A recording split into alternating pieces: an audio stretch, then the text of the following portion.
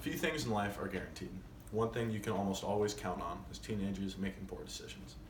Some may make extremely bad decisions that can lead to impossible deals for everyone. When teenagers make bad decisions, it gets them in trouble legally. They may face punishments as if they were adults. In North Dakota, the minimum age a teen can be tried as an adult is 14.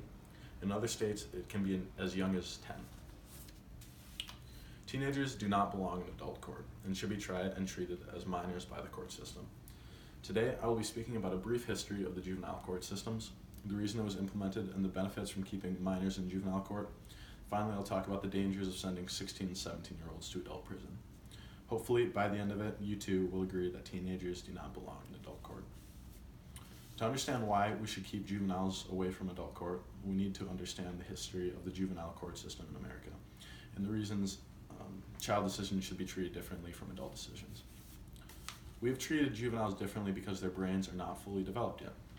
For much of America's early history, we treated minor decisions the same as adult decisions.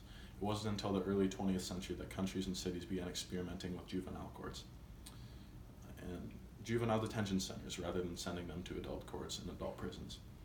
In the 20th century, we as a society identified that minors and adults require different treatment. This is backed up with recent research showing that the brain does not fully mature until your mid-20s and possibly even your late 30s. According to an article published in the U.S. National Library of Medicine, executive functions such as planning, working memory, and impulse control are among the last areas of the brain to mature. They may not fully be developed until halfway through the third decade of life. This supports the theory that children lack the maturity to make an adult decision, therefore should be treated in such a way.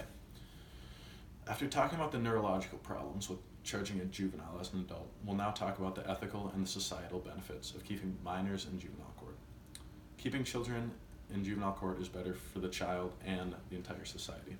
According to Cash Holland, my father and criminal defense attorney, keeping a minor in juvenile court will decrease the time he or she is incarcerated and help keep the consequences from following them for the rest of their life. He believes, quote, "The purpose of the juvenile court is not to punish or to incarcerate, but to rehabilitate.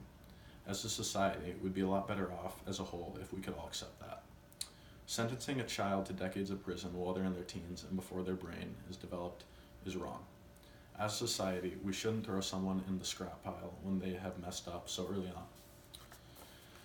After talking about the advantages of keeping minors in juvenile court, we'll now discuss the dangers both physically and mentally that come with sending 16 and 17-year-olds to adult prison. Teenagers that are sent to adult prisons are put in great physical danger when they are grouped with older, experienced prisoners. According to Equal Justice Initiative, children are 5 times more likely to be sexually assaulted in adult prisons than in juvenile facilities and face increased risks of suicide.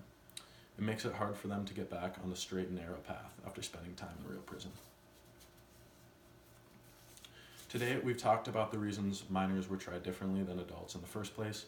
We've talked about the reasons why keeping minors in juvenile court is beneficial and the dangers of sending them to adult prison. The juvenile court was created for a reason. You cannot look at decisions made by teenagers with underdeveloped brains the same way you look at decisions made by adults with fully developed brains.